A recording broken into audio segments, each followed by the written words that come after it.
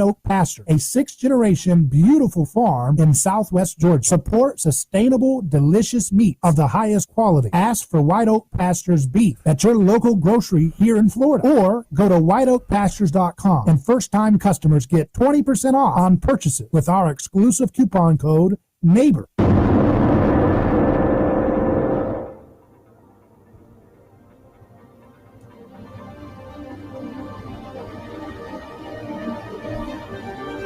From the heart of Central Florida, you're listening to the most electrifying show in media, A Neighbor's Choice. And I'm your host, your neighbor, David Gornosky. So glad to be live with you across FM and AM, podcast, video stream, and our website, aneighborschoice.com. where we're going to buckle up and have another wild ride through the news and headlines of the day, guided by principles, not tribalism. We talk about facts, not whatever talking points the television wants us to remember. And so joining me now to talk about the news today is our friend, geopolitical analyst, Sir Owen. How you doing? Great, David. It's so good to be with you. How are you today? I'm doing great, and going to have another exciting journey together live with the news. And the big story I see right off the top of the bat, CNBC is saying CDC reverses indoor mask policy, saying fully vaccinated people and kids should wear them indoors. And so they recommend that fully vaccinated people begin wearing masks indoors, again in places with high COVID transmission rates. And the updated guidance comes ahead of the fall, when the Delta variant is expected to cause another surge in new coronavirus cases, and many large employers plan to bring workers back to the office. Experts say COVID prevention strategies remain critical to protect people from the virus, especially in areas of moderate to high transmission levels. What's your take on this development? David, I mean, there are so many daily pronouncements from so many experts that at this point, I think it's almost impossible to have any rational response to any of this stuff. It seems that our lives have now evolved to the point of a daily update on how to deport oneself over the next 24 hours on a constant and unremitting basis. I am very sympathetic with people out there who are very nervous about this COVID thing, but I also believe that to some extent we just have to put our heads down and get through it, and without destroying our lives. Now, obviously, there are going to be some casualties along the way, but I don't think that we're willing to bring down entire societies over this COVID. I mean, it's sort of like what we're doing now is sort of like committing suicide to avoid dying. Right. You see my point? Yeah. I mean, on a daily social level, people are walking around here, and I have friends who are absolutely terrified. And I try to be sympathetic with that, but it's not my personality to be as concerned as many people are about the virus. I mean, life is full of chances, and I know many probably in the listening audience don't agree with that, but the hard reality of our existence is that everyone dies, and other little things that have cropped up in the road that might take your life. But the fact is, it's taking some lives, but it's not taking everyone's life. And I do think that we have to just keep a perspective about this, but I don't think I want to pull my life totally apart out of fear over this COVID. That's just a personal observation of mine. Now, the dispassionate objective is that people are not going to be as fearless, some as other people, and they're going to be very concerned about it. But what they're doing with the daily announcements of COVID vaccines are effective. No, they're not effective. Well, they're somewhat effective. Well, they might be effective, but to be effective, you're going to have to take more COVID vaccines. Well, how many? We don't know, but we're going to. You see my point? It's just a constant barrage of information out of these political bastions that now have so much political capital involved in this COVID scare and what position they've taken that they can't back away from it. So I think we're just going to have to ride it out. In Florida, we have been much more, the Governor Ron DeSantis has been a very stand-up guy with respect to constitutional rights, individual rights, freedom here in the state of Florida, and he is to be lauded for that. The other things I don't agree with him on, but with respect to the way he has handled his COVID situation, he's a realist. And, he can't be as outspoken as I am. But he has handled it very well. We have people coming from all over the United States here because they are fleeing from the tyranny in their states. And it's actually, in the long run, going to be quite good for Florida from an economic point of view, because I think we're seeing a number of financial firms and, as I understand, and a number of high-tech firms relocating down to South Florida and then to Orlando. Disney has opened back up in Orlando, Universal Studios, the big engines for the state of Florida. And so Florida has been rather an oasis in this fearful time in which we've lived, and we're very fortunate to be here.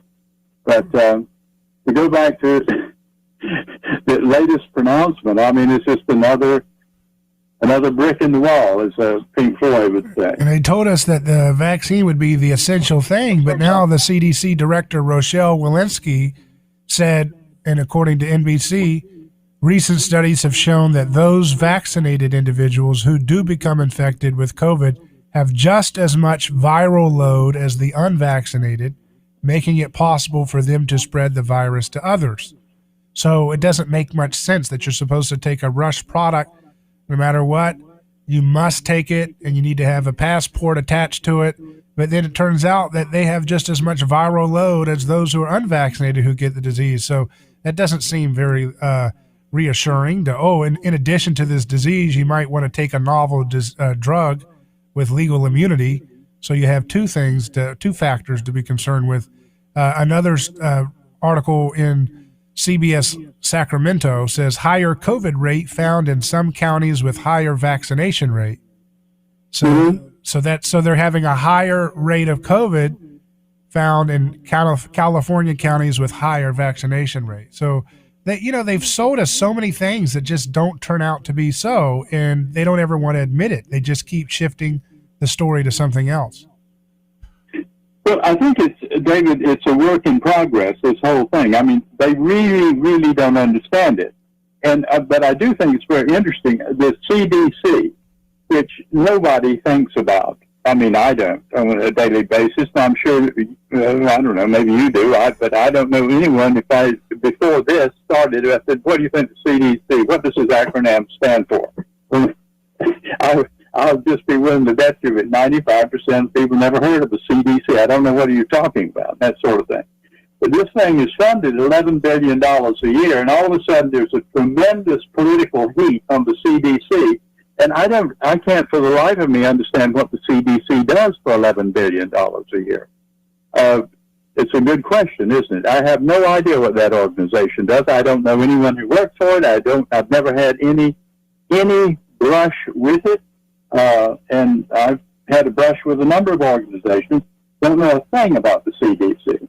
And all of a sudden we have the CDC and this man I've never heard of, Dr. Fauci, running my life, basically. And to be very frank, I kind of resent that.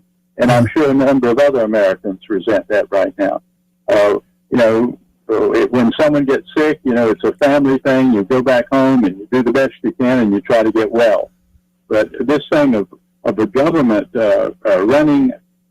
managing the whole economy and throwing all these new factors into the economic scene of governmental control it's very dangerous. And government, once they establish a prerogative, they very seldom back off from it. I mean, look at 911. I mean, we're still getting shaken down at the airport, still being chased. There's a whole bureaucracy, this TSA, this whole new federal bureaucracy that probably is expanding its tentacles into things other than airports. I'm sure, as a matter of fact, I know it does. It looks into Greyhound bus lines and the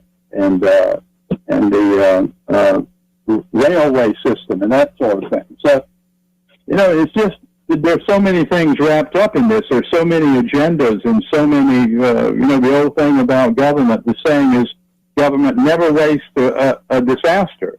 They exploit it for their own use. And we're seeing right now the most exploitive kind of thing I have seen in my life after 911, which is this COVID thing. I mean, the disease itself is one issue, but what's going on governmental-wise in the draconian sorts of rules, like, for instance, New York State and California and some of the others, I think Montana. I mean, the political imperative of control is just out of control in those states. So this COVID thing is a multi-dimensional problem with really unanticipated consequences that are still unfolding. I mean, it's hard to know where this thing is going to go, and all of the agendas being served by it on the outside. It's a bit confusing, even for an analyst. It's a bit confusing. We're speaking where we're going, but where we're going, even under the best of circumstances at this point, especially with respect to government and the bureaucracy, doesn't look very good. We're speaking with Sir Owen, who's a geopolitical analyst. We'll take a quick break and return. You're listening to A Neighbor's Choice. You can call in at 727-587-1040. That's 727-587-1040. Or write a comment on our live stream, and we'll get to it as we proceed. Back in just a moment.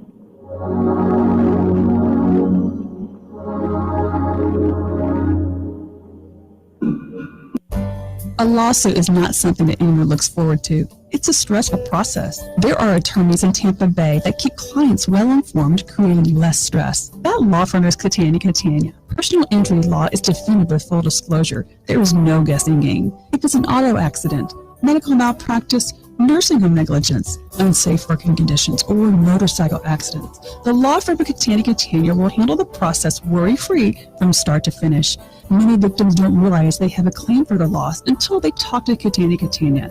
They only represent private individuals and treat every case as if it's going to trial. Putting families first is more than just a slogan. It's a way of practicing law. It's a commitment to you. Remember, they don't get paid if you don't get paid. So go to Catania.com. Over 28 years in practice. Catania, personal injury, auto, and motorcycle accident attorneys. Catania, putting families first. Office Tampa. Not attorney spokeswoman. David Gronowski here. Let me tell you about a man named Gabriel. Every day, Gabriel puts on his boots and drives across America to make sure our store shelves stay stocked with the food people count on. See, Gabriel served our country overseas.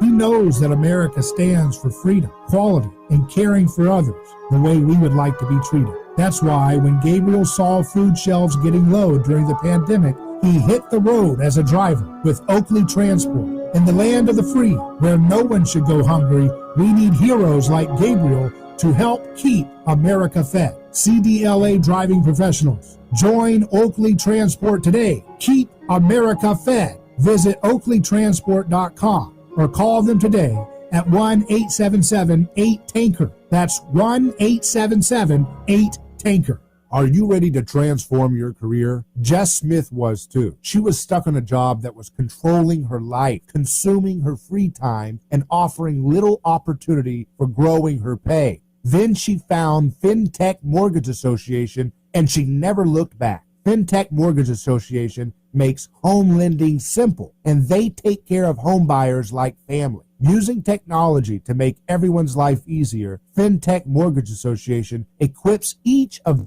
home solutions architects with the tools they need to build a career with a schedule they control, a product they can take pride in, and an earning potential that is life-changing. Unleash your true potential. Join FinTech Mortgage Association. Visit finmay.com. That's FINMAE.com. You're in charge now. NMLS ID 1492187. Equal housing lender.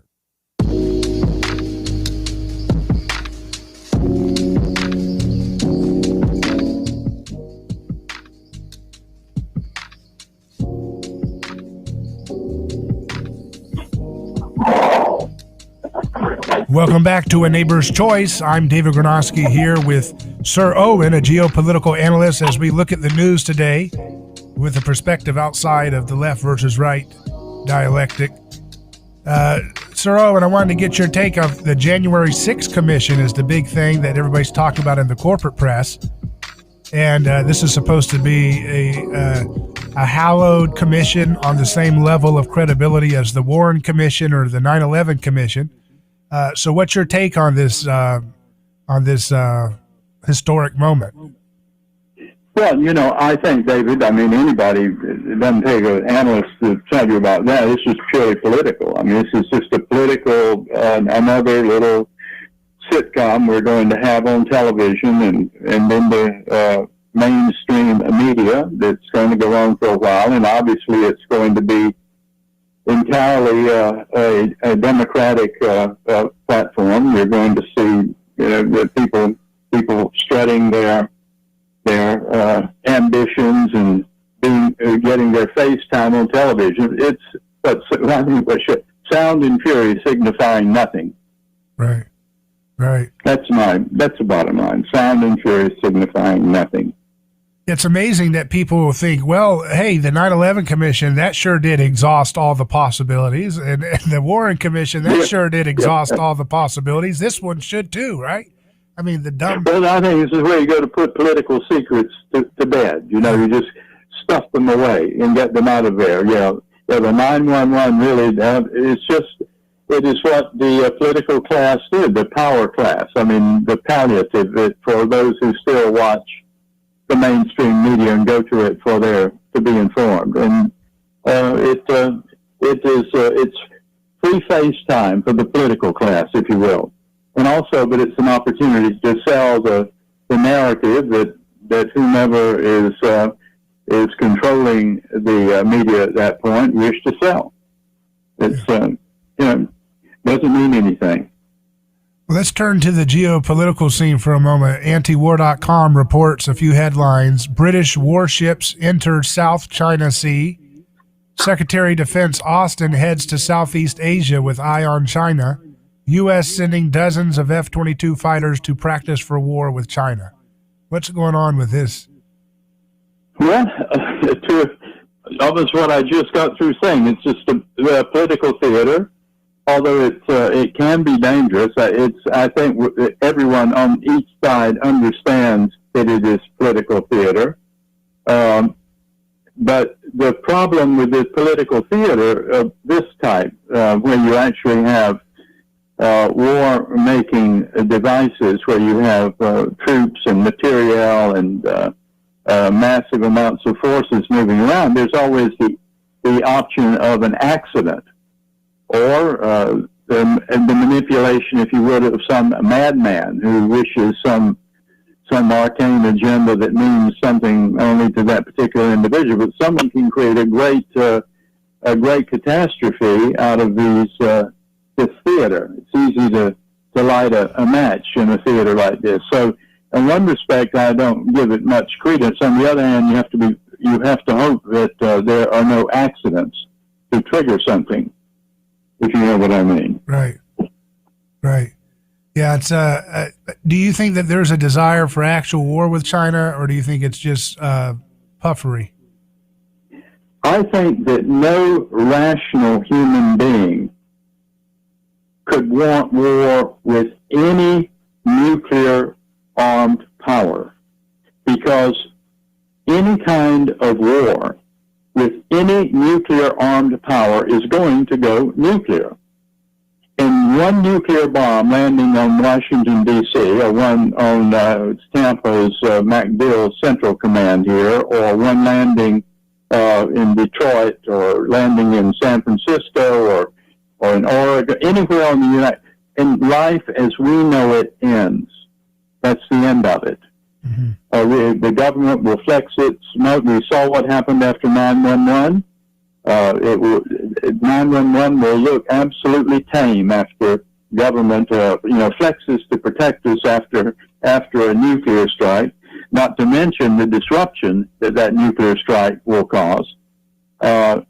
So the players who are nuclear powers understand that you don't want to have a nuclear war. And as a matter of fact, war amongst now great states with nuclear powers and not so great states, so even North Korea, or Israel, the nation that doesn't have any nuclear weapons, right? Those will all affect the entire planet. So you just can't have this. Or India, or Pakistan. Pakistan's nuclear armed. You have India's nuclear armed. We have nuclear weapons on loan to a number of NATO countries all over Europe in bunkers. On loan. I don't know how that always killed me, the idea of on loan to our nuclear NATO allies. They're not nuclear states, but they're holding our nuclear weapons on loan. In fact, you have them in Turkey, for God's sake. So, if you cannot have a nuclear war, if you have a nuclear war, it's the end of society as we know it. That's it. So, no, I don't think anybody wants war. But the problem when everybody walking around with a nuclear weapon or with a very strong proactive force is the problem of a mistake.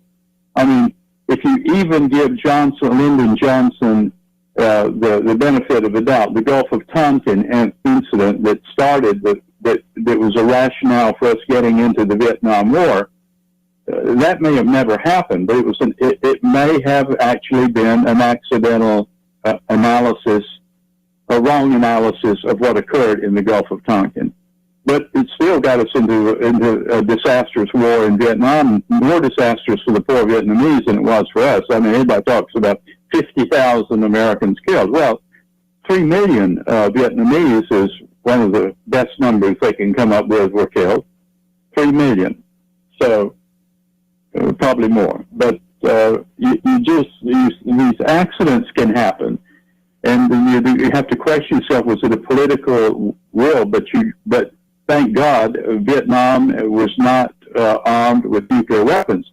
But if you get into it with any nuclear, it is going to be the end of our civilization as we know it in the United States of America, and we will not be spared. This one with a nuclear power, we will not be spared here in this country. We've never experienced war in this country since the North decimated the South. But you basically, this would be the end of it. Right. I think, what was it? Einstein was asked, he says, how do you think the Third World War will be fought? And he says, well, I have no idea, but I can tell you the way the Fourth World War will be fought is with sticks and stones. Yeah, that's for sure. Hey, Sir Owen, thank you for joining us.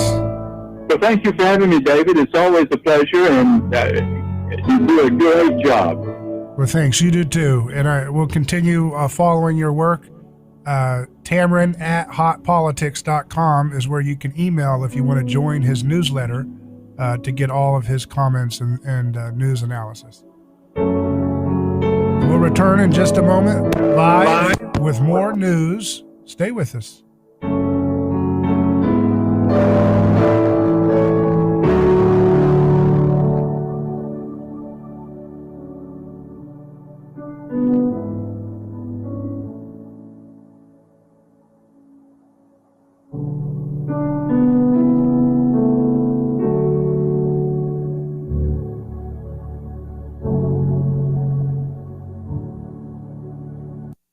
Our content is on fire for the truth. Now, there's a new voice you can trust. We, unlike any other program out there in the market today, are not afraid to tackle issues like science and nutrition and things like how to get out of debt, how to get your kids out of failing government schools. Compelling information that affects your The life. problems we have, they're not that hard to solve. We just got to learn to roll up your sleeves and solve them ourselves. Weekday afternoons 4 to 6. It's a Neighbor's Choice with David Granoski. News Talk 1040 WHBM. You don't need a rocket scientist to do it.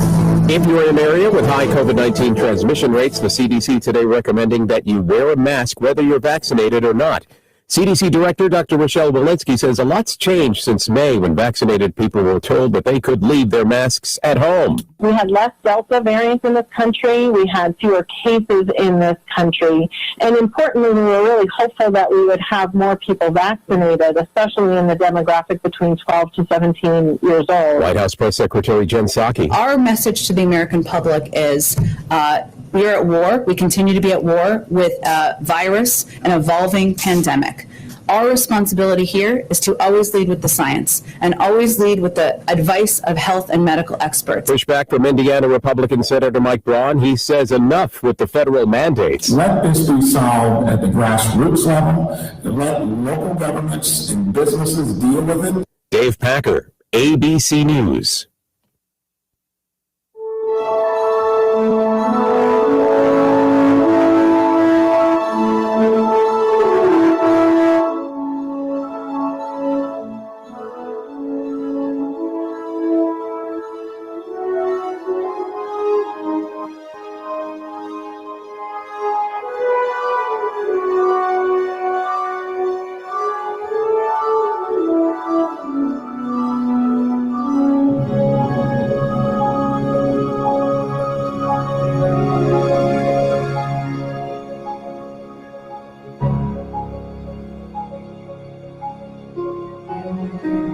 A Neighbor's Choice returns. I'm David Granoski, your host. You can call in at 727-587-1040. That's 727-587-1040. 727-587-1040 is the number to call if you'd like to chime in on some of the topics we've explored. Obama is setting up his big bash to celebrate his 60th birthday, the Hill reports. It's going to be a big birthday party at Martha's Vineyard. It's going to be big, one source said. It's going to be set on 30 acres, joined by dozens of friends at his oceanside abode. This is what it means to be a public servant. Comes in making, low six figures, and then he's off to making millions of dollars and having all kinds of posh homes. So they're going to be hanging out, and all the elitists will be there. All the celebrities and all the people that have absolute contempt for you being able to meet and stuff like that. They want you to sit at home and watch their Netflix shows that they put on, and they get to go have parties as public servants are wont to do. But, it's as the articles I alluded to earlier suggested, it's just totally bogus, this argument that, this rollout is the key thing to stopping this. Here's the CDC director, Rochelle Walensky, in NBCnews.com. Walensky says recent studies have shown that these vaccinated individuals who do become infected with COVID have just as much viral load as the unvaccinated, making it possible for them to spread the virus to others. And then you read this other story in the Sacramento CBS, higher COVID rate found in some counties with higher vaccination rate. Let's read their story. State workers and healthcare employees will now be required to show proof of vaccine or get tested for COVID at least once a week. The governor announced the new guidance today and is urging private employers to replicate the example. This comes as the highly contagious Delta variant is now dominant in the state, and COVID rates have skyrocketed in the month since California officially reopened, including breakthrough cases among vaccinated Californians. A new analysis finds several counties with above average vaccination rates also have higher COVID case rates. while case rates are falling in counties with below average vaccination rates. So what is that all about? I mean, goodness, how are they going to spin it? Let's see how they'll spin it. Statewide data analyzed by the Bay Area News Group found 5 counties, Los Angeles, San Diego, Alameda, Contra Costa, and San Francisco, have both a higher percentage of people who are fully vaccinated than the state average and a higher average daily case rate. Compare these to 5 counties, Modoc, Glen, Laysan, Del Norte, and San Benito, who have below average vaccination rates and decreasing case rates. However, let's see what the spin is. UCSF infectious disease expert Dr. Philip Norris clarifies that the data doesn't mean the vaccine is not working. He notes, first, the counties referenced with higher vaccination and case rates are more densely populated. If there are a lot of people around, you're more likely to bump into one who has COVID. He, like other infectious disease experts, warns that vaccinated people may unknowingly spread the virus. And so they go into this interview. A lot of people think that if you're vaccinated, they can't transmit. Is that true? And Philip says, so originally we thought that might be true, but he says that's no longer the case thanks to the Delta variant. He points to data from China that indicates the viral load in the nose from the Delta variant may be 1,000 times higher than previous variants. If that's the case, even a little bit in somebody who's vaccinated could be a lot, he explains. Several studies have indicated that the vaccine may reduce transmission, but most were based on previous COVID variants. Norris notes that as case rates increase with the Delta variant, both more vaccinated and unvaccinated people will get COVID. The data indicates that the rates will likely remain much higher among the unvaccinated. So, they spin it, but they don't really have a lot of evidence to spin it. They just do whatever they can. They always have to be positive towards the products that the official state monopoly on life tells them to do, So that's the reality of that. And I'm not telling you what to take one way or the other, but I hate it when people try to be bullied into doing, there's only one thing you can do. And if you don't do that, you're a monster. You're an enemy that must be shunned and condemned and brutalized and forced. The desertreview.com has a story that I thought is helpful. It says Statins for Cancer and COVID Beyond Ivermectin by Justice Hope, MD. When my friend contracted glioblastoma, I reacted by researching what else could be done for him scientifically. I went through PubMed and I read the latest studies. I read accounts of medical professionals who survived the terminal cancers, and I found patterns. One concept that arose was the use of repurposed drugs in addition to the standard of care. Another was that cancer stem cells were very real and could reseed cancer. These roots of cancer were stimulated to spread and regrow with cutting into the tumor, poisoning it, chemotherapy, and radiation therapy. I realized to my horror our own best treatment was making cancers resistant and causing them to return, often fatally. So why was this information hidden? Everyone should know this. When I found that Dr. Ben Williams, a Harvard-educated professor, had cured his glioblastoma using a cocktail of repurposed drugs, I knew my friend had a chance to do the same. And it was up to me to get him this information. I found that a combination of 4 common drugs, atorvastatin, mebendazole, metformin, and doxycycline, could almost double the expected GBM survival time when added to the standard of care, based upon a study by Dr. Agrawal published in a peer-reviewed medical journal. In addition, these 4 drugs have been used safely for decades to treat other diseases.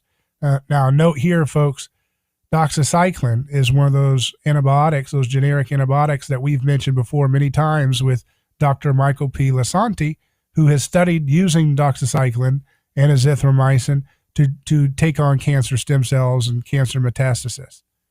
So that's in keeping with what we've said, that there's some help there with glioblastoma, a cancer that's pretty deadly.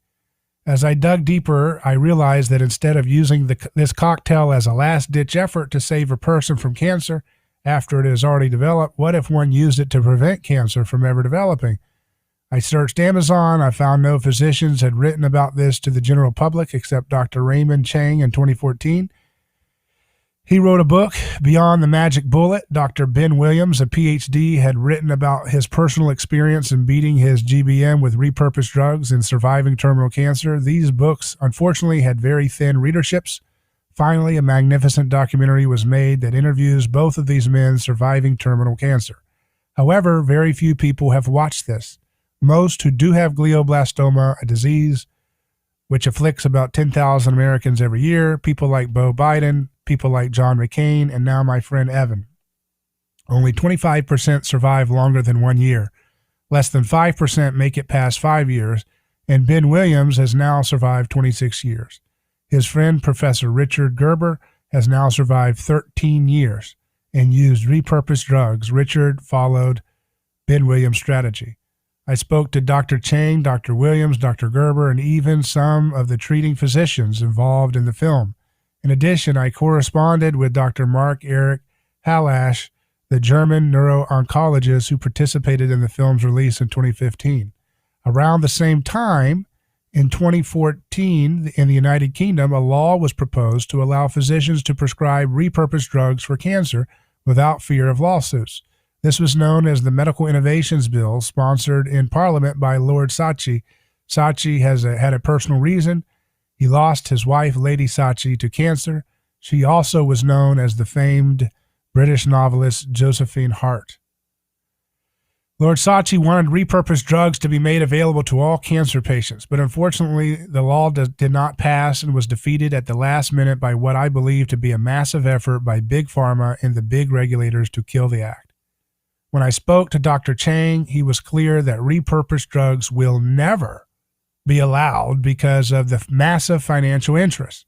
The medical establishment will always demonize and destroy any movement to allow these drugs to prevent and treat cancer. When the COVID-19 pandemic began, I was just ready to publish my repurposed drug for cancer book, but I paused. I realized that repurposed drugs could also be used effectively to prevent and treat COVID-19. So I wanted to add a section on repurposed drugs for coronavirus in the same book. My editor strongly objected. Do a separate ebook. Write about it later. Don't combine the two subjects. But I decided to include the two together against the editor's advice because I felt they were powerfully linked, not just by science, but by corruption. So I decided to publish the book for better or for worse. The groups that are now preventing clear evidence of ivermectin, HCQ, and other effective COVID repurposed drugs from reaching the public are the very same ones that stand to gain by suppressing repurposed medications for cancer. But the word is getting out. It is not just me advising the statin, aspirin, metformin cocktail for cancer. It is also Dr. Mark Moyad, Dr. Stephen Bigelson, and Dr. Agrawal of the Care Oncology Clinic. Another study was just published in the European Journal of Cardiology about statins' massive anti-cancer effects in patients with heart failure. The authors found a 16% reduction in the incidence of cancer and a 36% reduction in cancer deaths compared to those not taking statins. As if that were not enough, another study published days ago showed a 41% reduction in COVID-19 death in a group of 10,000 patients who were taking statins prior to hospital admission. Lori Daniels, MD, lead study author, professor, and director of the Cardiovascular Intensive Care Unit at UC San Diego Health, published the initial findings in September 2020. This latest June update further reinforces those findings. Dr. Daniels notes that a gene called CH25H encodes an enzyme that modifies cholesterol. CH25H was known to block entry of other viruses such as HIV and Zika, so it was logical to try it against SARS-CoV-2. When the research team tested human lung cells in the lab, the 25HC blocked the ability of the virus to enter cells almost completely. Now these results add further data to support this. The big problem is that Lipitor, a popular statin, went off patent in 2011. As a result, one can purchase a month's supply for under $10, or around 33 cents a pill. If Big Pharma gets wind of this, we could expect a reaction. Don't tell Big Pharma that statins may lower the risk of COVID-19 death, or we may read about how dangerous the safe drug Lipitor has now become. We may suddenly see warnings that statins should never be used to prevent COVID-19. Suddenly, the White House may ask Wikipedia, Facebook, and YouTube to ban anything about statins and COVID-19. Perhaps the AP may even ask their fact checker to critique the Dr. Daniels study. The thing about lies is they always get exposed. It's just a matter of time. A concealed truth, that's all a lie is. Either by omission or commission, we never do more than obscure. The truth stays in the undergrowth, waiting to be discovered. Josephine Hart. So that was a fantastic article that summarizes what I've been trying to explain to you guys for a long time, which is that there's a long pattern of the corrupt public health officials and their cronies in Big Pharma choking out any discussion for generic repurposed drugs for any kind of disease. It's not just COVID. A lot of people, they've never looked at this topic before until COVID showed up and everybody's talking about it. But this is what's been going on for things like cancer and so forth as well. Okay? They are about for-profit medicine, not non-profit medicine. You know, a generic drug is basically non-profit medicine. There's no patent on it, therefore there's no obscene profit margin for the government to protect for their pharmaceutical company. So this is the sad thing about the left. They act a big game about, we're against corporate profits. They are the fools of the universe. Because if they were for non-profit medicine, they would be giving more attention to the early treatment options, the therapeutics that people were turning to and having big effect with. But those things don't have a patent. That's why they don't, even, I believe it's Merck is the one that originally manufactured the ivermectin one, and it's generic now, so they will stand against it and say, don't worry. But they're already trying to work on their own, patented version, a new patented version of ivermectin so that they can sell that therapeutic. But it's going to require billions of dollars from taxpayer dollars to get them to go through the process. It's not fair, is it? They don't want to talk about something that's already approved, that's dirt cheap, that's been used by millions and millions of people around the world for safety.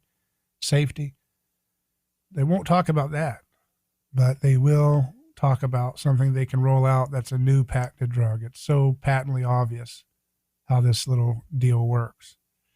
Let's turn back to the January 6th deal. Mike Cernovich says a Capitol Hill police officer was murdered by a black supremacist a few weeks ago in a violent attack targeting police.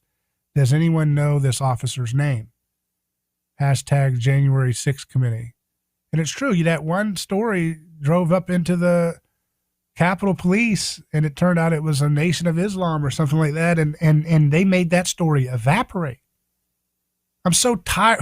Aren't we tired of these shameful, disgusting, contemptible cowards? I can't stand these people like Pelosi, these people. They have no decency whatsoever. This is a person who literally sees people dying as games for her to make power off of. So she looks at that story and she says, we're not going to talk about that incident because that incident doesn't associate with Trump supporters. Therefore, we can't terrorize Trump supporters with that narrative. So they make that story go away. And what about all the clips of all of the people in the left-wing Antifa riots violently beating up Secret Service officers outside of the White House during the Summer of Love protest the media billed it as? That was a lot of brutality. There was a lot of injuries in the Secret Service, a lot of violent hate, things being thrown, people being kicked and punched with weapons.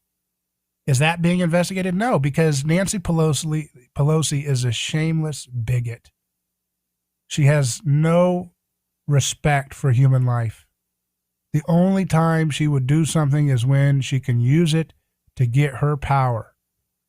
And it's sad how much she has to do to get power when she has all of the media, pretty much, all of academia, all of Hollywood, all of music, all of the social media cartel garbage outlets And she has all of that. And she's still this fragile. She's still this desperate. This shows how weak her story is, how weak her narrative is, how out of touch she is. She's out of touch. She's decrepit in her ideas, and she's out to pasture. And she has to pull out all the stops in the world with all of that support just to try to get people to pay attention to her narrative. How embarrassing. How pitiful. It's embarrassing. So impotent she is. She's extremely impotent as a politician. That's why she's just pulling out all the stops. She's got all these narratives. She's got all the institutions, AP, CBS, NBC, ABC, Bloomberg, BuzzFeed, Facebook, Twitter, Google, Spotify, Netflix, YouTube, all these different platforms, all pushing her nonsense. CNN, CNNBC, MSNBC. A lot of Fox News doesn't really want to challenge her stuff. She's got all that stuff. She's got all the universities conditioning people when they go to class. She's got all of that. NPR, state radio. She's got all of that. She's even got the radio broadcast break we have on this show. Supposed to be talk radio, is supposed to be a non-leftist place, and ABC News is the most egregious PR talking points for the left-wing establishment. And she still has a majority of Americans more interested in investigating the violence that took place in the Summer of Love Antifa riots. What an epic, impotent fail. The new 21st century is leaving the Pelosi-type people behind. Their record of wars, mass incarceration, crony capitalism, and lies is catching up with them, and they are miserable because they can't control people's minds. Back in just a moment with more.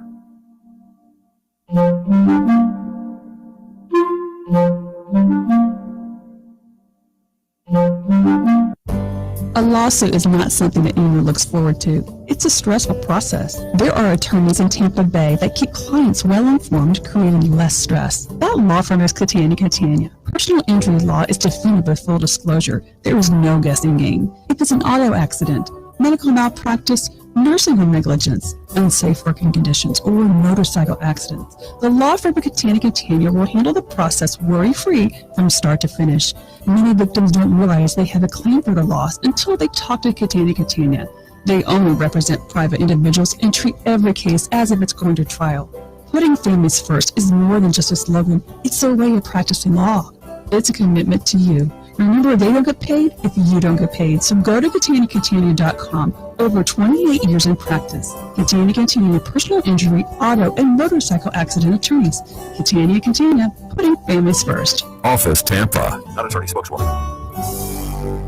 Hello, this is David Kronosky with A Neighbor's Choice. I've got a mission for you. I'm a big believer in eating family farm-raised, high-quality, grass-fed beef. That's why I'm a frequent customer of White Oak Pasture, a 6th-generation beautiful farm in southwest Georgia. Support sustainable, delicious meat of the highest quality. Ask for White Oak Pasture's beef at your local grocery here in Florida, or go to whiteoakpastures.com, and first-time customers get 20% off on purchases with our exclusive coupon code NEIGHBOR. Who is your neighbor? Dave and Wally are team drivers for Oakley Transport. One day, they came across a very serious accident on the highway. Some might pass on by, but Dave and Wally saw there was no time to waste. They jumped into action and saved 2 people's lives with moments to spare. That's the kind of courageous love we need more of today. It reflects the respected culture Oakley Transport develops with their driving professionals. CDLA licensed drivers. Join Oakley Transport today for a rewarding career. Visit oakleytransport.com. That's oakleytransport.com.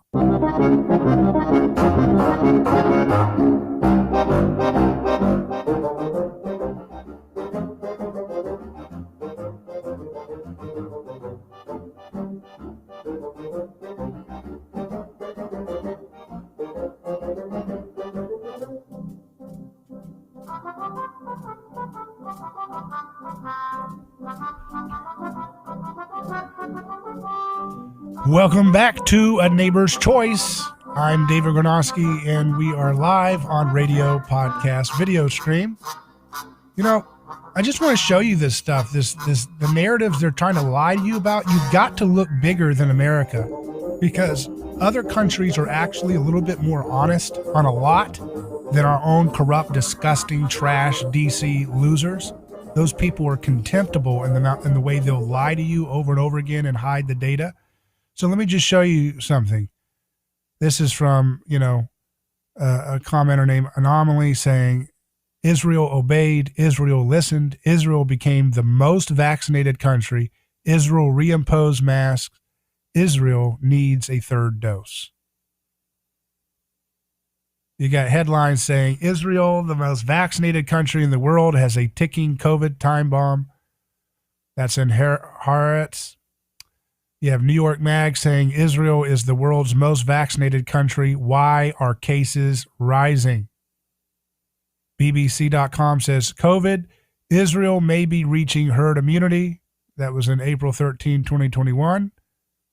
Now, June 25th, 2021, coronavirus, Israel reimposes masks amid new virus fears. So they're liars in the garbage press secretary stuff. All that stuff is a bunch of trash idiocy. And you know what I'm tired about them? They're scapegoating innocent people who have a right to decide what they want to put in their body, but they're trying to lie to you, and the dumb, low-info people who watch these trash propaganda garbage outlets with dead ratings like CNN, they're the only ones that buy their stupid, hateful propaganda. Trying to tell people, oh, it's the unvaccinated people, they're the ones. You see all these disgusting, hateful stories. Shameless, scapegoating, otherizing, dehumanizing people who have a right to take what they want. And they don't want to talk about reality, like Israel, the most vaccinated country in the world, and cases are rising. Pfizer vaccine, according to CNBC, only 39% effective in Israel.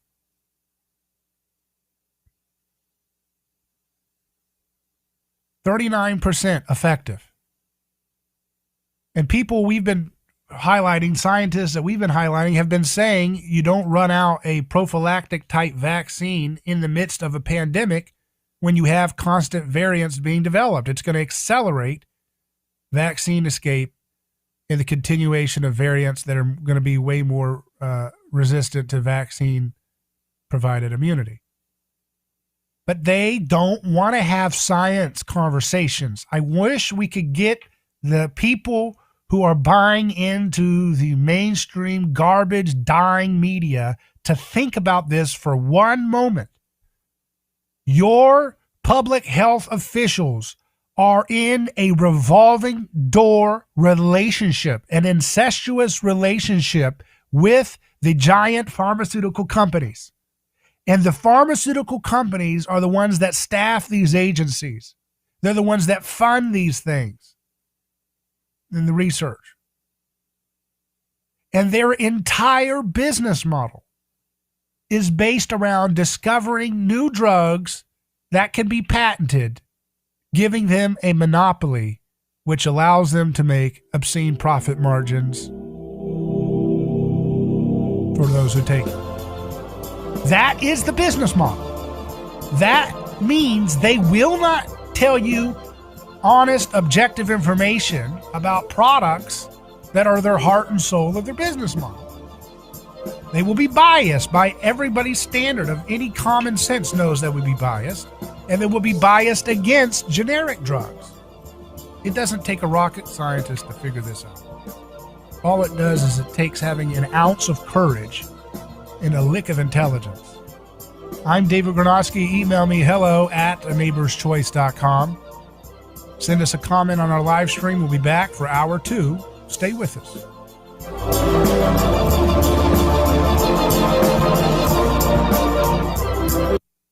Your home for news, talk, and information. 1040 WHPO Pinellas Park, Tampa Bay's all new News Talk 1040. It's the only way I get news.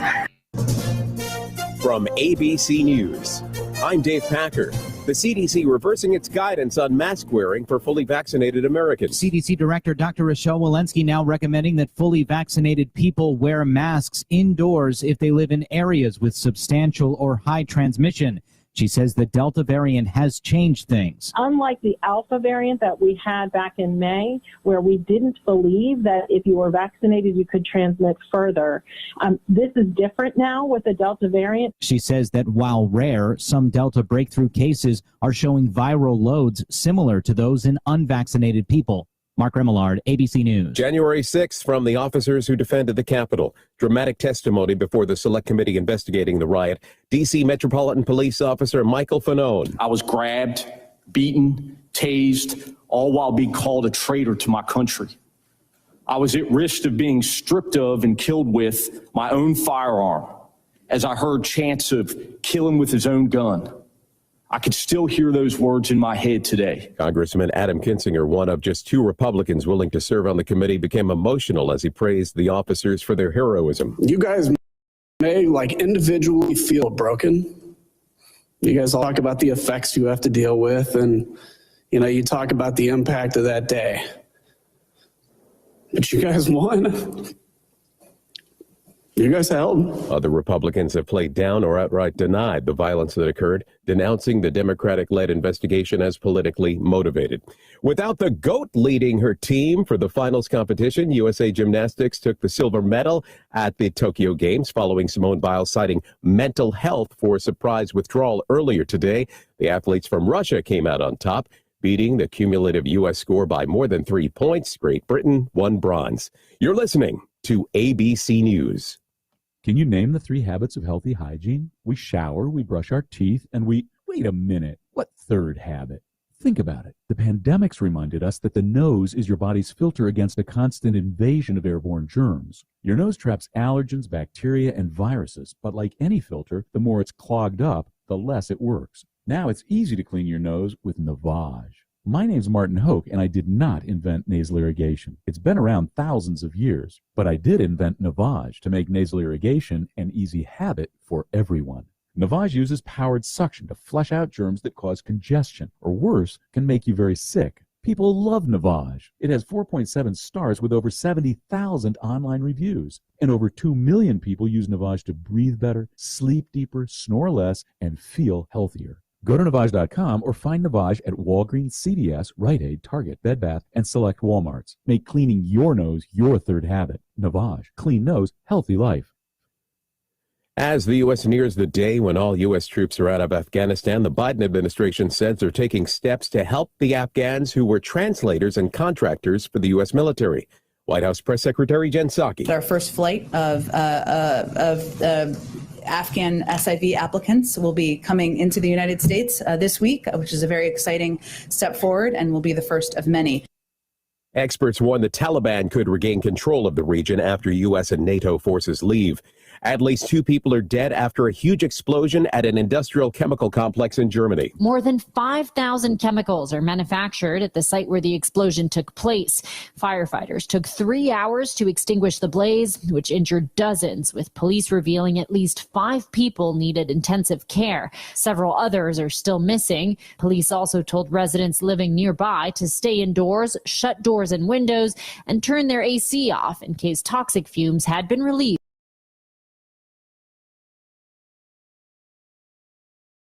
into the air. Inez de la Cuetara, ABC News. Tablets and computers are already in short supply due to the global chip shortage. And now sneakers and some backpacks may be hard to come by. They're manufactured in China and Taiwan. Both countries have experienced recent COVID-19 outbreaks, leading to port closures. This is ABC News. Are you more than $10,000 in debt? Feel like you're on a never-ending treadmill, staying in one place and never getting ahead with those minimum payments? You feel like there is no way out? Don't let the credit card companies bully you anymore. There are programs in place to help you get free of your debt, and you don't have to pay the entire amount you owe. The program at Total Financial Freedom can help you get debt-free in months instead of decades. Call Total Financial now at 800-533-6605. That's 800-533-6605. Dave Packer, ABC News. This portion of the upcoming amazing broadcast is brought to you by the law firm of Catania & Catania, award-winning personal injury, auto, and motorcycle accident attorneys, serving Tampa Bay families for over 28 years. Hello, this is David Gronowski with A Neighbor's Choice. I've got a mission for you. I'm a big believer in eating family farm-raised, high-quality grass-fed beef. That's why I'm a frequent customer of White Oak Pasture, a 6th-generation beautiful farm in southwest Georgia. Support sustainable, delicious meat of the highest quality. Ask for White Oak Pasture's beef at your local grocery here in Florida, or go to whiteoakpastures.com, and first-time customers get 20% off on purchases with our exclusive coupon code NEIGHBOR.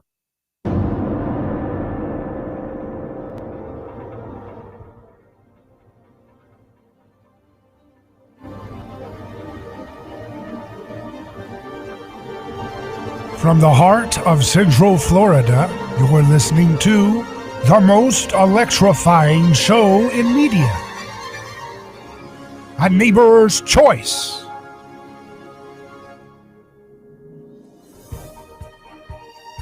And I'm your host, your neighbor, David Gronowski. So glad to be back with you live again for hour 2 of our broadcast today, where we're going to have another great show. And a special guest, Professor Wilfred Reilly, will join us soon to give us his take on what's been going on in the news today. He's always one to listen to because he doesn't mince words, and he's kind of a moderate. I mean, he's conservative, but he's kind of all over the place in terms of he's not kind of an easily placed guy in terms of his political allegiance. So that's what makes him an interesting person to listen to, is a political scientist and someone who's an African-American professor at a historically black college, but he has a lot of problems with the myths that the establishment promotes surrounding race and race relations in America. So it's always interesting to hear his take on things going on in the news cycle from that angle. So when we look at this story I'm looking at here, I think it's going to give us some insights that we can learn from. And it's actually a post by Daryl Cooper, who's known as Martyr Maid, who's a historian. He knows a lot about history. We're working to try to get him on the radio, on the podcast soon. But he says, attention conservatives, if Tulsi Gabbard was the president, all the establishment people currently targeting you would be in the GOP, using their institutions to target her and her supporters. They'd call her socialist, Assadist, bigot, and many of you would have fallen for it. No more. And he's making a point that I think is important, which is that it's not, there's some people that still believe that all this stuff that you see pushed is all about Democrats, or it's Democrats against Republicans. But as you see, Nancy Pelosi loves Liz Cheney. Liz Cheney never saw a war she didn't love. I think that's why she put Liz Cheney on the January 6th commission, right? Because she wanted to make sure it kept the same level of exhaustive, complete, 100% integrity as the Warren Commission or the 9/11 Commission. And she knew that Liz Cheney was an expert on insurrection chaos. After all, Liz Cheney never saw a foreign regime change coup that she didn't want to support with your taxpayer dollars. So Liz Cheney really is the go-to expert for regime change chaos. She knows all about, how people do stormings of capitals and overthrows of governments. I mean, that's all she wants to do all over the globe, using your tax dollars and using your children's lives to do it. And so, but, Nancy Pelosi loves that kind of stuff. She has more in common with Liz Cheney than she has in common with someone like Tulsi Gabbard, who's against the wars and against some of the crony capitalism and against some of the war on drugs and stuff like that. That's where they have a real threat when you're trying to repeal these big institutions of violence and sacrifice that the DC establishment adores. So it's not about left versus right. It's about the real progressives and real conservatives, real independents, real libertarians, which I believe you add them up together, you've got a vast majority of the country, versus this shrinking TV party group that's been lied to so much they can't think straight, they can't see straight, buying into whatever the garbage lie of the day is from the TV media. And that's what we're dealing with. That's what's at stake here in terms of the fight, the debate. So there's a story in Barry Weiss's Substack called "The Books Are Already Burning." Barry Weiss used to write at the New York Times, and now she's one of those people that has to write outside of the mainstream media because she doesn't toe the line of hateful, bigoted, aggressive left-wing hatred. She says the books are already burning. Now, this is actually Abigail Schreier is the one that's writing it, but she's kind of publishing it on her Substack. She says, do you remember the names Brett Weinstein and Heather Heying? I wrote one of my earliest New York Times columns about the bravery they displayed as tenured professors, words that do not typically appear in the same sentence, at Evergreen State College. It was 2017, and the professors, both evolutionary biologists, opposed the school's day of absence, in which white students were asked to leave campus for the day. You can imagine what followed. For questioning a day of racial segregation, wearing the garments of social justice, the pair was smeared as racist. Following serious threats, they left town for a while with their children, lost many of their friends, and ultimately resigned their jobs. But they refused to shut up. They started a podcast called Dark Horse, where they suggested in April 2020 that COVID-19 could have come from the lab in Wuhan, a position that made them a laughingstock among so-called experts more than a year before Jon Stewart talked about it on The Late Show. Their willingness to challenge conventional wisdom and take on third-rail subjects has drawn them a large audience. Last month, Dark Horse had almost 5 million views on YouTube, but speaking freely has come with a price. The couple's 2 YouTube channels have each received several warnings and one official strike, which the company says was because of their advocacy of the drug ivermectin as a treatment for COVID-19. 3 strikes from YouTube and a channel can be deleted. According to Weinstein, that would mean the loss of more than half of our income. How have we gotten here? How have we gotten to the point where having conversations about important scientific and medical subjects requires such a high level of personal risk? How have we accepted a reality in which big tech can carry out the digital equivalent of book burnings? And why is it that so few people are speaking up against the status quo? I can't think of a person better situated to answer these questions than Abigail Schreier, the author of today's guest essay.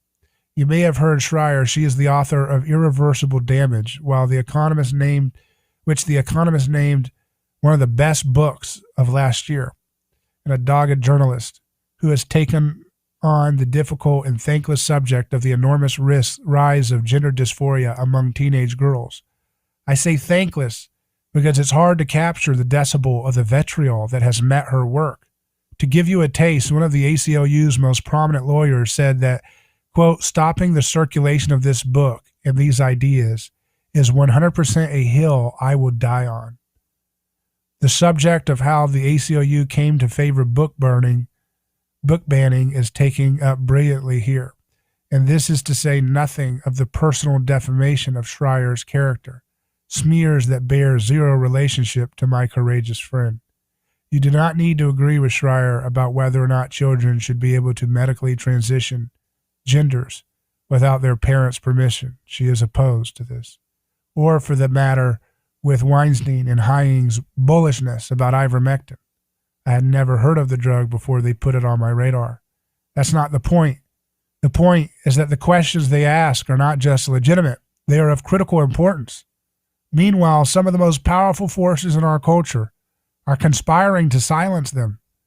That is precisely the reason it is so important to stand up and say no, to say progress comes only when we have the freedom to disagree, to say it is outrageous that tech platforms are censoring such debates and that some journalists are cheering them on, to say in public, enough.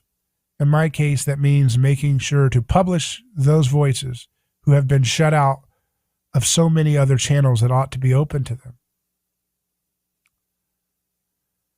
So let me go through some of this essay that Barry Weiss published by Abigail Schreier. She says, her book is not about whether trans people exist. They do. And it's not about adults who elect to medically transition genders. As I have stated endlessly in public interviews and in Senate testimony, I fully support medical transition for mature adults and believe that transgender individuals should live openly without fear or stigma.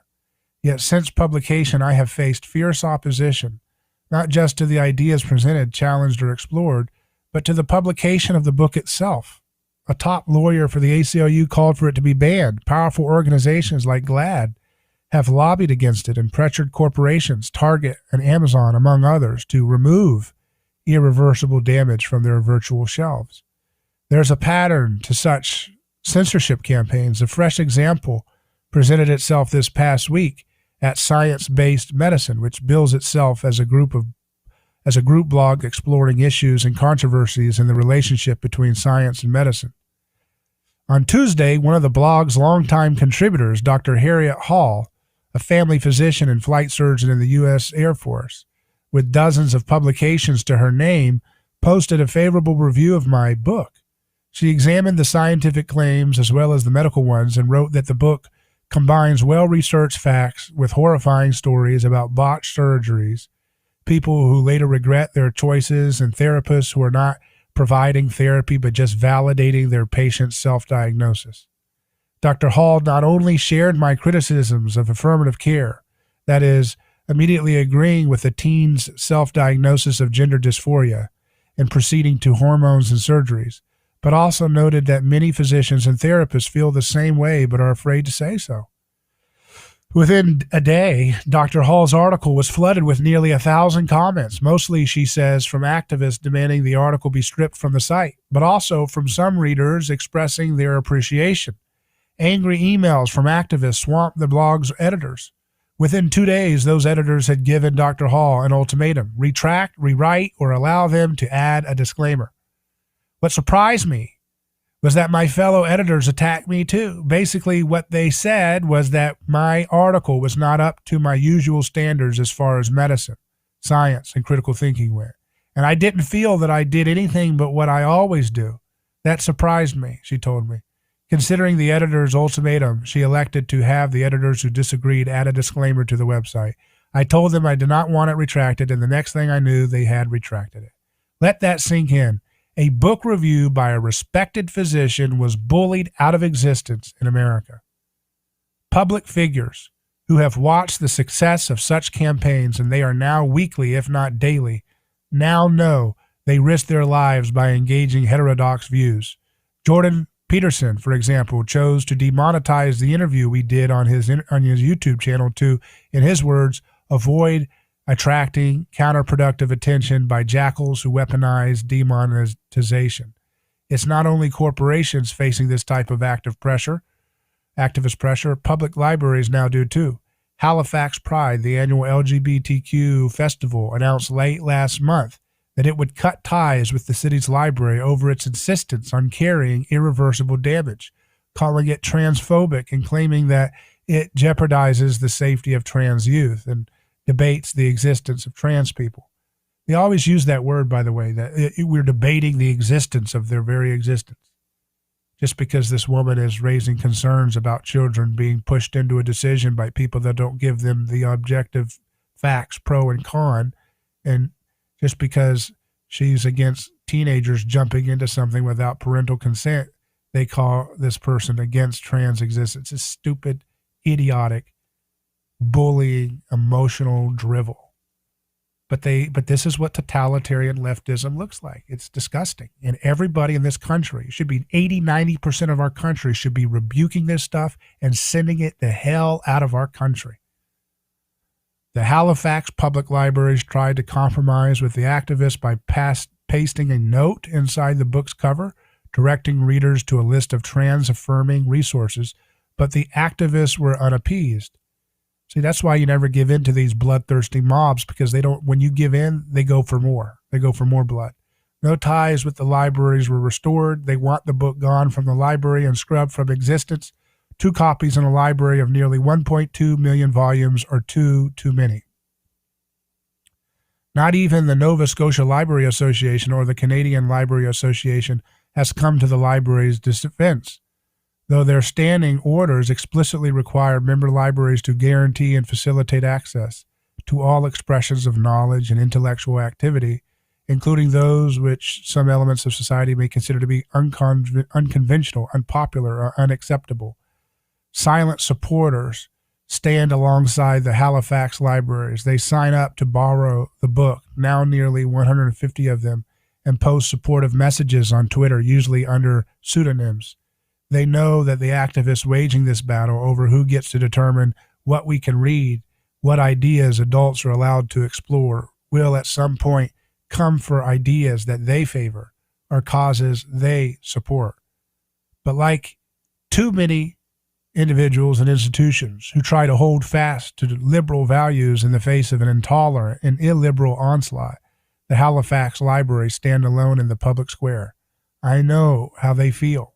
Let's continue. We're speaking about this story in Barry Weiss's Substack from Abigail Schreier about her book, Irreversible Damage, which looks at teenage transitions and some of the downsides with it.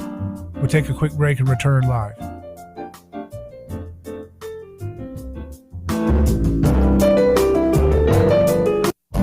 A lawsuit is not something that anyone looks forward to. It's a stressful process. There are attorneys in Tampa Bay that keep clients well informed, creating less stress. That law firm is Catania. Personal injury law is defended with full disclosure. There is no guessing game. If it's an auto accident, medical malpractice, nursing home negligence, unsafe working conditions, or motorcycle accidents, the law firm of Catania will handle the process worry-free from start to finish. Many victims don't realize they have a claim for the loss until they talk to Catania. They only represent private individuals and treat every case as if it's going to trial. Putting families first is more than just a slogan. It's a way of practicing law. It's a commitment to you. Remember, they don't get paid if you don't get paid. So go to CataniaCatania.com. Over 28 years in practice. Catania, personal injury, auto, and motorcycle accident attorneys. Catania, putting families first. Office Tampa. Not attorney spokeswoman. David Gronowski here. Let me tell you about a man named Gabriel. Every day, Gabriel puts on his boots and drives across America to make sure our store shelves stay stocked with the food people count on. See, Gabriel served our country overseas. He knows that America stands for freedom, quality, and caring for others the way we would like to be treated. That's why when Gabriel saw food shelves getting low during the pandemic, he hit the road as a driver with Oakley Transport. In the land of the free, where no one should go hungry, we need heroes like Gabriel to help keep America fed. CDLA driving professionals. Join Oakley Transport today. Keep America fed. Visit oakleytransport.com or call them today at 1-877-8-TANKER. That's 1-877-8-TANKER. Are you ready to transform your career? Jess Smith was too. She was stuck in a job that was controlling her life, consuming her free time, and offering little opportunity for growing her pay. Then she found FinTech Mortgage Association, and she never looked back. FinTech Mortgage Association makes home lending simple, and they take care of home buyers like family. Using technology to make everyone's life easier, FinTech Mortgage Association equips each of their loan solutions architects with the tools they need to build a career with a schedule they control, a product they can take pride in, and an earning potential that is life-changing. Unleash your true potential. Join FinTech Mortgage Association. Visit finmay.com. That's FINMAE.com. You're in charge now. NMLS ID 1492187. Equal housing lender.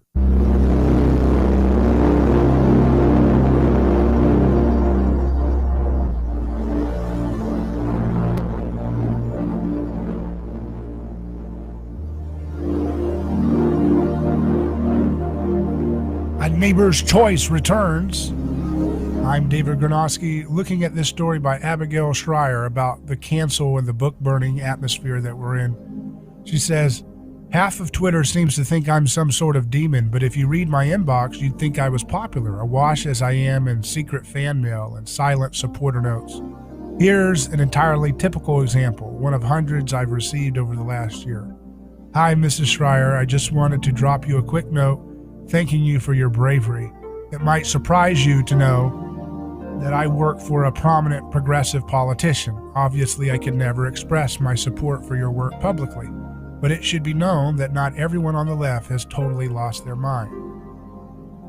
Abigail Schreier says the author turned out to be a senior staffer for a popular 2020 Democratic presidential candidate, but the email itself was a version that I've come to expect. I agree with you, though I couldn't possibly say so publicly. I have a job to think of, a reputation to uphold, children to put through college, a mortgage to pay, promotions to gun for, a spouse to please, friendships to maintain, all of the trappings of a comfortable life. Child and adult psychologists and psychiatrists write to say they have witnessed a surge in transgender identification among teen girls who seem to be acting under peer pressure and social media influence. Teachers write to say they believe that the phenomenon is plainly an example of social contagion within their classrooms. Surgeons and pediatricians and endocrinologists write to wonder out loud at what has happened to their profession. There are lawyers who posit that lawsuits are on the way, brought by others, presumably. Professors who have come to hate their jobs. You can't discuss your own research without trampling on a young generation's vast neural network of sensitivities. Journalists at our most storied newspapers, TV networks, and literary magazines, even at NPR, write to tell me they liked my book, they agreed with it, and to tut-tut the abuse directed at me. They assure me that the horrible accusations from child predation to white supremacy and transphobia, accusations that will forever live on the internet, blackening my name, are things no one really believes. They wish they could say so publicly. Each of these notes has touched on or boosted me at times when I've needed it. The fear these silent supporters express is rational. Even the most ordinary comments can get you branded as persona non grata, some flavor of phobe or ist. Hardly a week goes by without a story of some professor being reprimanded, a starlet losing a job, or a young reality TV figure abjectly apologizing for something he said that was completely obvious and true. Others have faced more profound threats, parents to the custody of their children, journalists and even editors of scientific journals to their physical safety. People I respect have lost livelihoods and marriages. And so for over a year, I responded to those silent supporters with thanks and reassurance. You don't have to speak out. Just send me your documents. I will expose it for you. No need to stand up for me publicly. Just tell me what you know. For a while, this seemed a decent bargain. But then a few months ago, a pediatrician reached out to say that she also thought it was insane that minors were self-prescribing testosterone, and that she agreed that her profession was negligent and unquestioningly affirming the sudden trans identification of teenagers. The standard response didn't cut it this time. I wrote back as politely as I could. That's just not good enough. You are a doctor. We aren't the same with regard to medical scandals. I can continue to seek and publish the truth. I can interview experts and report what they've said, but you can appeal to your own authority. You took a Hippocratic oath. If you see young patients in harm's way, you have an obligation to do something. And so she's saying that that's the case for many other professions that have an option to impact people's lives by doing the right thing. And so they should. And so this is a great article. I encourage you to check it out at barryweiss.substack.com so we can get an experience of what it's like firsthand when people are being attacked by the book burners, the Luddite book burners. So we'll take a quick break and return. Up next, we'll have Professor Wilfred Reilly, who never holds back.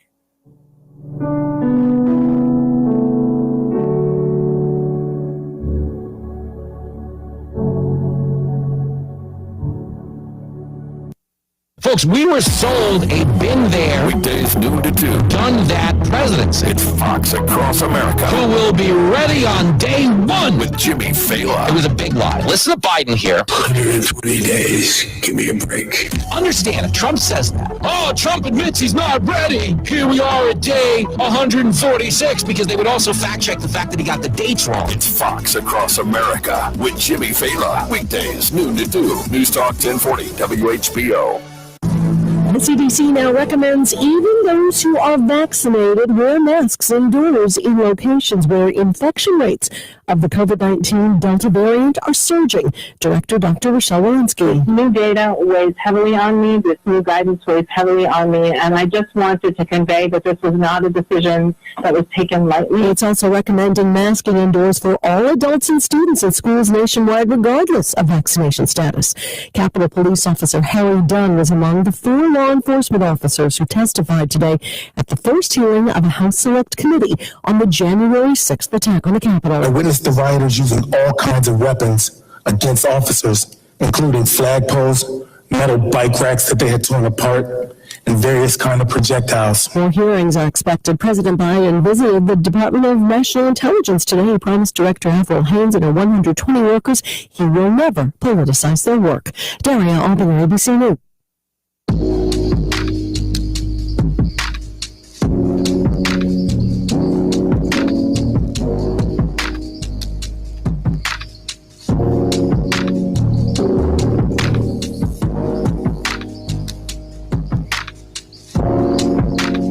Hello, David Granosky here. You're listening to A Neighbor's Choice Radio live, and I'm joined by our friend, Professor Wilfred Reilly. How's it going? We have Dr. Reilly with us.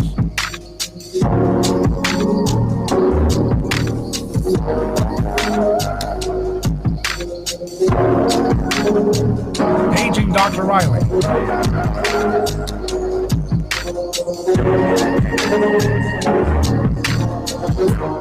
So I don't know what happened, but we're going to see if we can get him back. I'm here. There you are. I couldn't hear you there for a second. I don't know what was going on. Professor Reilly. I don't know. Professor Reilly, how you doing? Doing really well. Glad to be back on the show. Yeah, it's great having you on again. So what are the big topics you've been looking at this week? Have you been studying the January 6th Commission, which follows the great tradition of Warren Commission and the 9/11 Commission, and being totally exhaustive and leaving no stone unturned? I think the January 6th Commission is kind of a joke. I mean, obviously, no one on kind of the mainstream center or right approves of, the rioting on 1/6, or at least very few people do. But, I mean, I think we know what happened. The president gave an energetic speech. A crowd of people broke into the building. They very briefly fought with the police. Unfortunately, there were some deaths and injuries. And by 2.5 hours later, order had been restored, and the votes in the election were counted, which is how Mr. Biden came to be president. So, I mean, the commission itself is a pure exercise in political theater.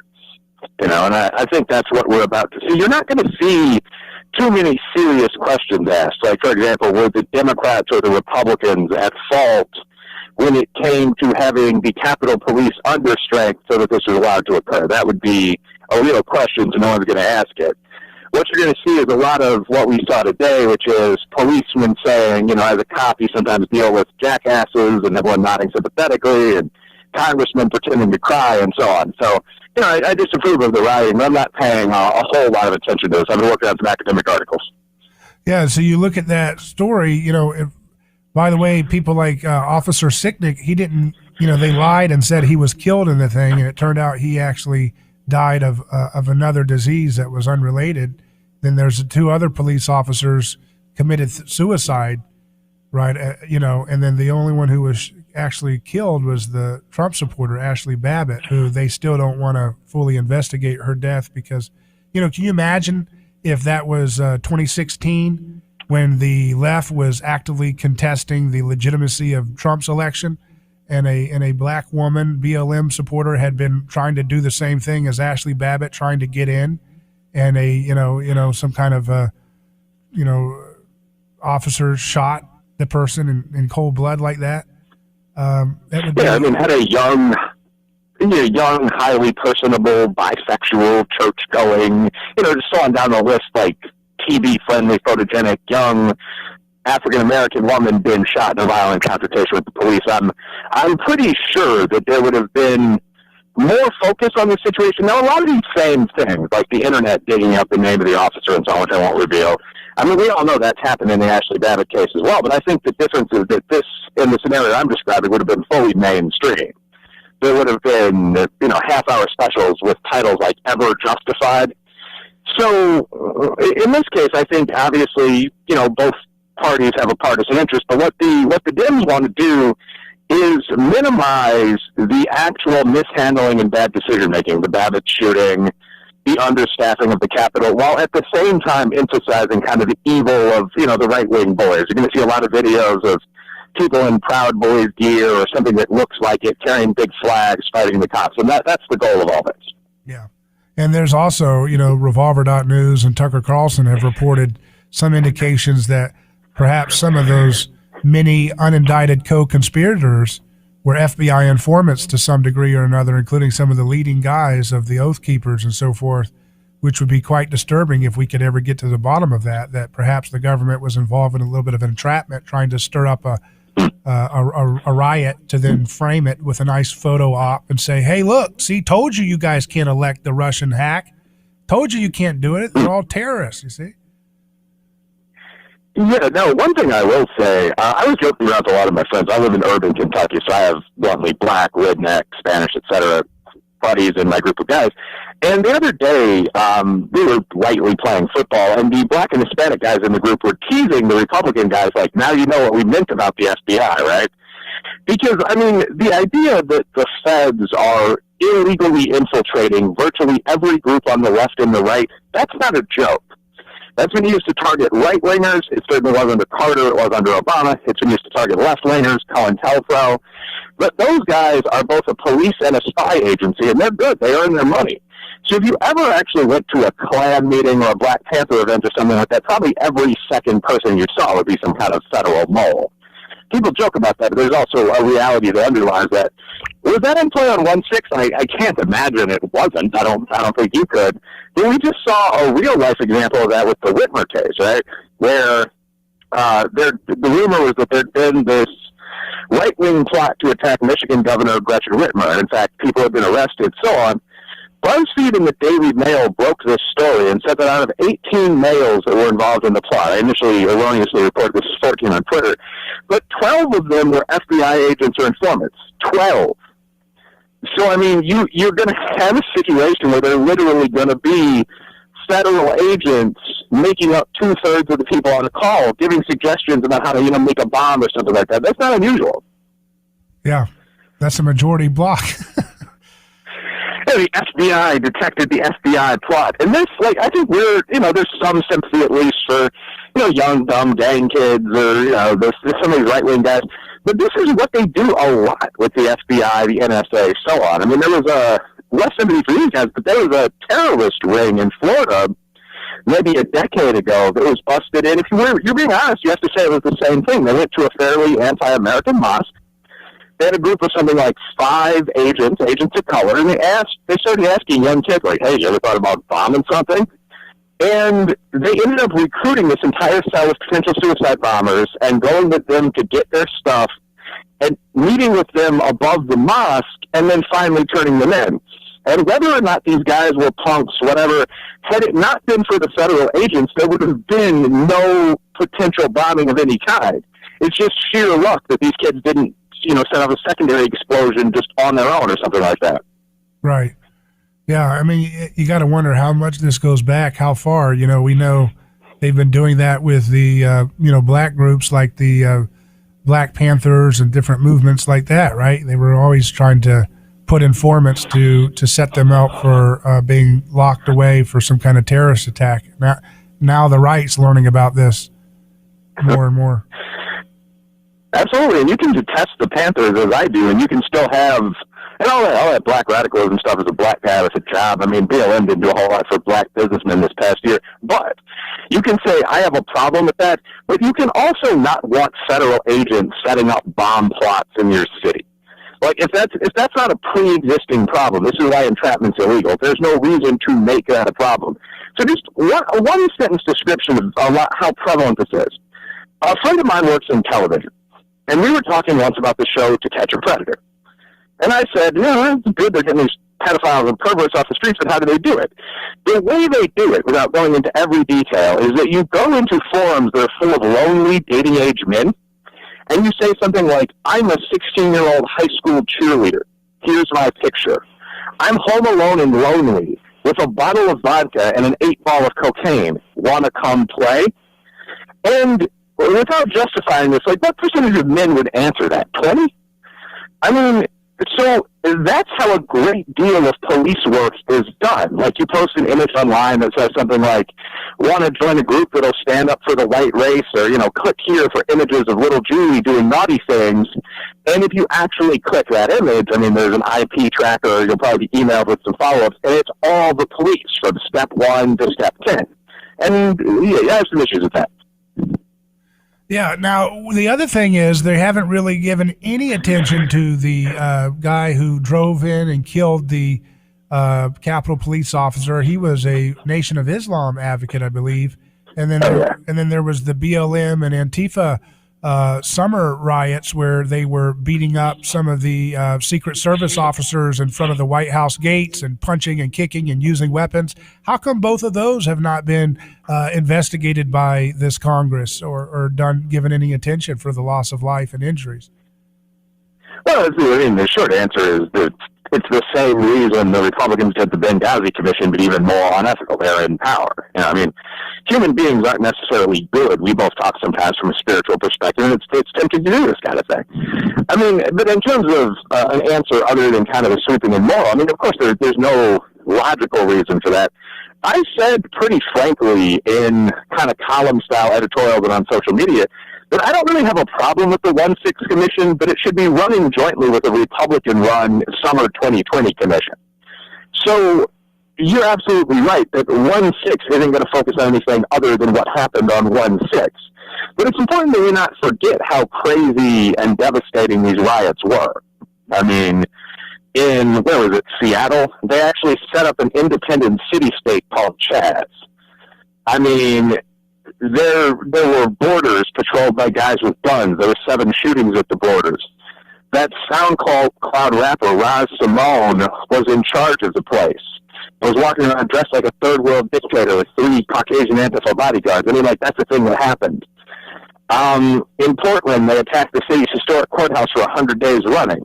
In Minneapolis, they burnt down a police station, the old 3rd Precinct, with the cops in it. So to focus on one of these incidents and say, good God, we've never seen such rioting in this country, I mean, there is an element of ridiculous hypocrisy to it.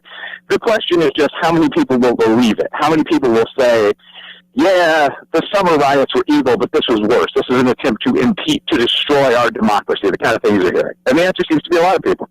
Well, apparently, it also seems to suggest that I think it was 55% in Rasmussen, 55% of Americans said they want more attention investigating the summer riots than the January 6th thing. So perhaps the majority, even with all of this gaslighting, NBC and ABC, CBS, all of them, constant gaslighting that this is the only thing that matters, this is worse than 9/11, all of that, still 55% of the country, including a lot of Democrats and independents, actually are more interested in figuring out what was going on with those riots, where all those bricks were nicely placed and everything. Yeah, I mean, well, that's because there were 60 of these riots. I mean, if you look at the full-on George Floyd riots, I mean, the number of people killed is probably about 50. I mean, there's a conscious attempt in the media to minimize this. But, I mean, the Federalist, an article you can still pull up, had it at, I think, 32, just a couple months into the rioting. The toll, and this is just Wikipedia or Britannica Online, it's easily searchable, the toll is about $2 billion. So I think most people aren't going to be gaslit out of what they saw with their own eyes. I mean, people were making postcards for sale on radical sites showing the old 3rd Precinct on fire. So you're right that there's a very conscious attempt to distract people from what happened. I don't think it's worked yet. The real question is how it will work down the road, though, because fake news, if it's not stopped, becomes fake history. Right. So I remember learning about the 1960s in school, in a black middle-class school, working-class school, black and Latino.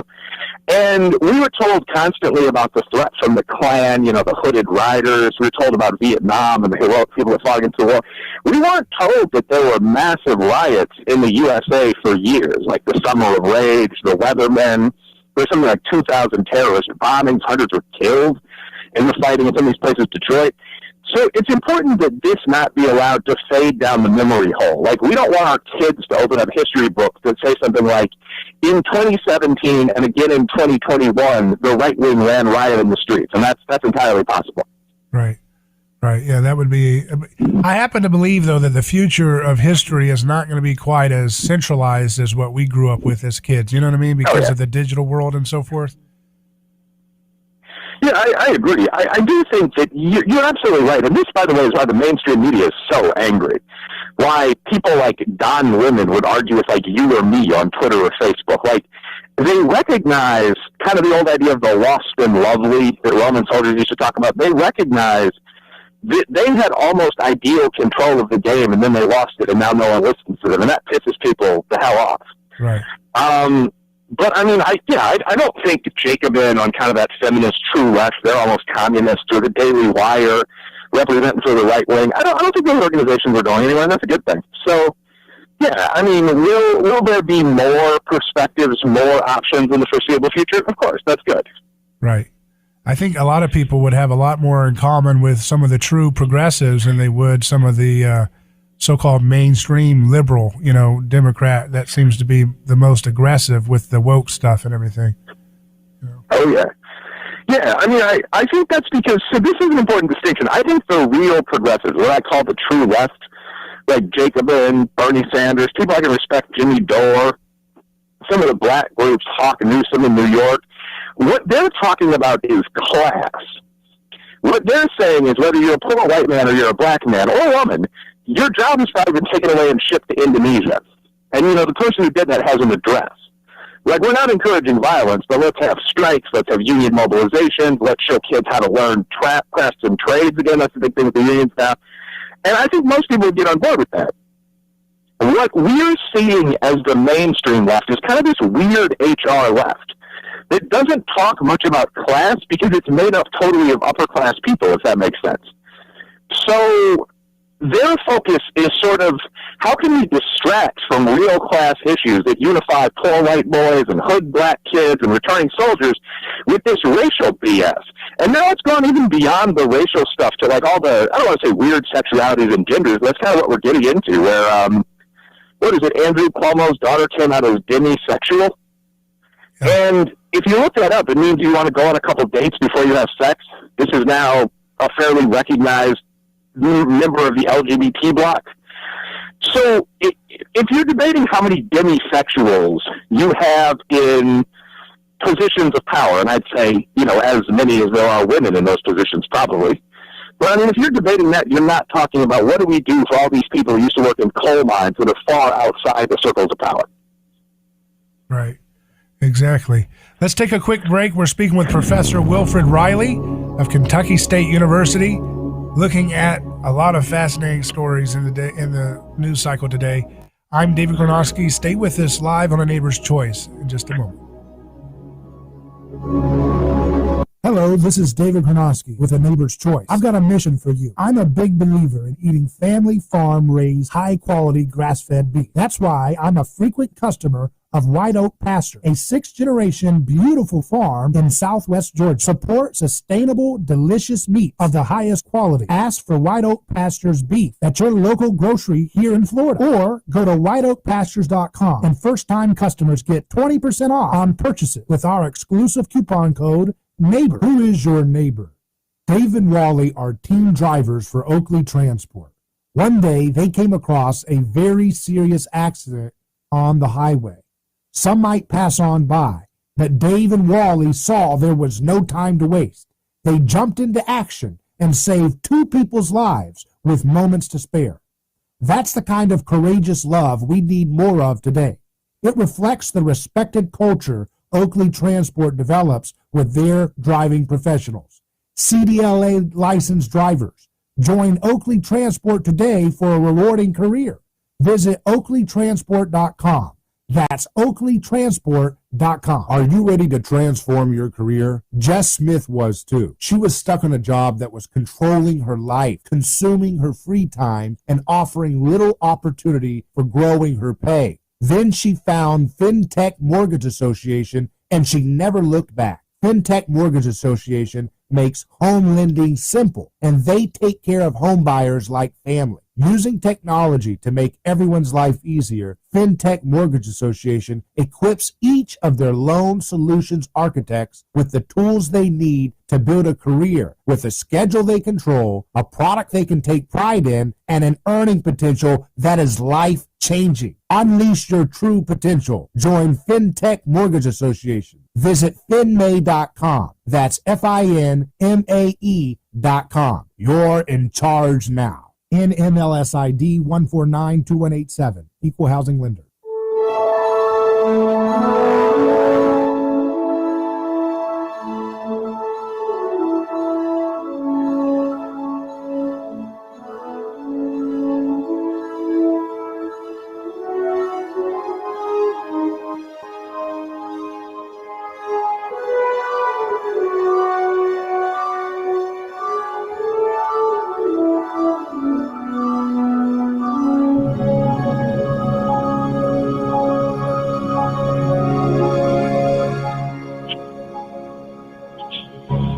Welcome back to A Neighbor's Choice. I'm here with Professor Wilfred Reilly of Kentucky State University. Hey, you said you've got some academic stuff you're working on. Can you share any of it? What are some new projects or stuff you've got going?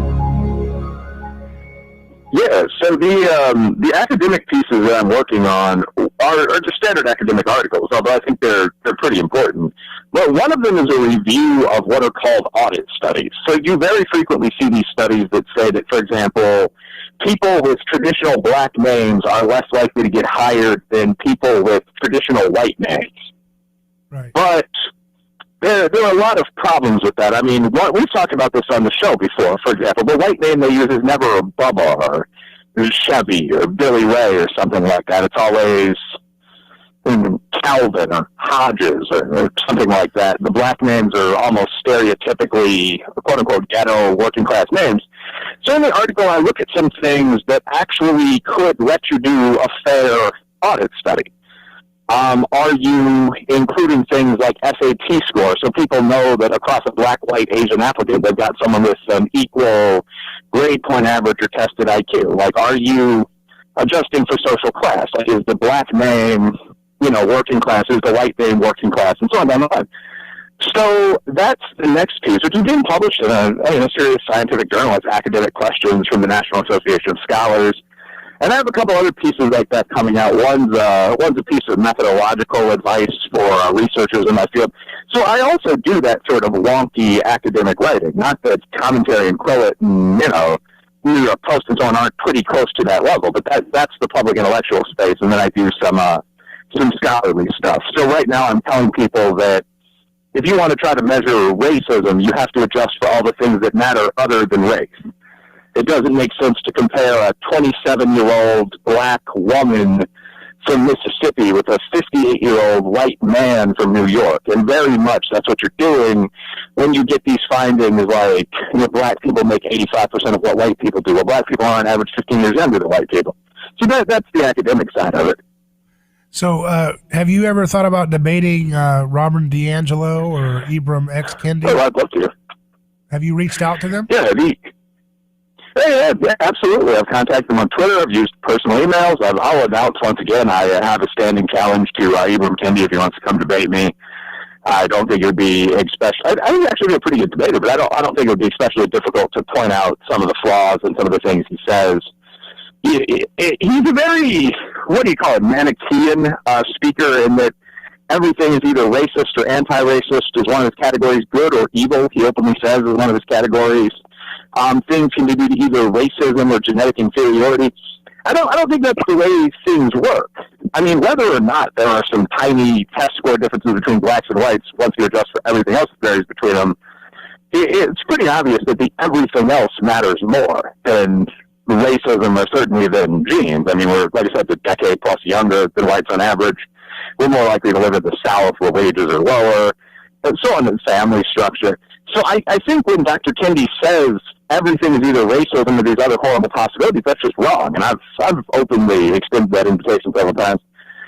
He has never responded. I don't necessarily think he will.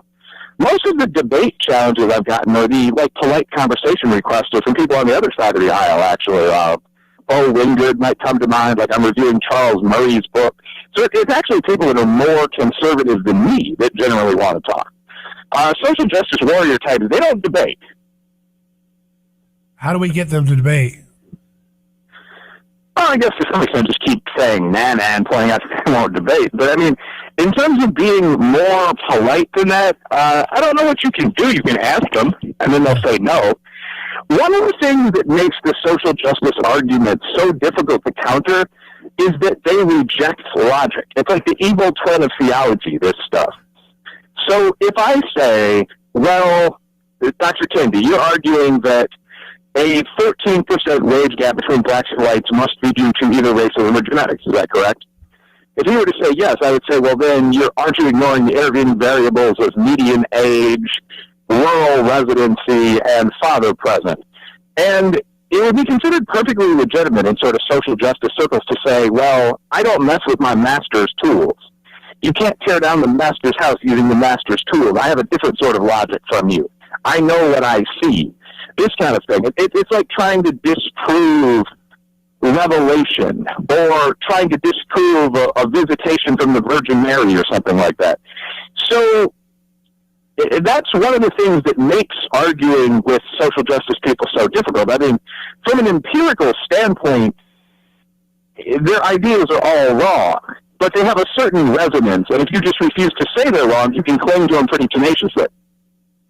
Yeah, it's interesting. You know, they probably would accuse the Virgin Mary of being a white supremacist at this point. You know, they do that with everything.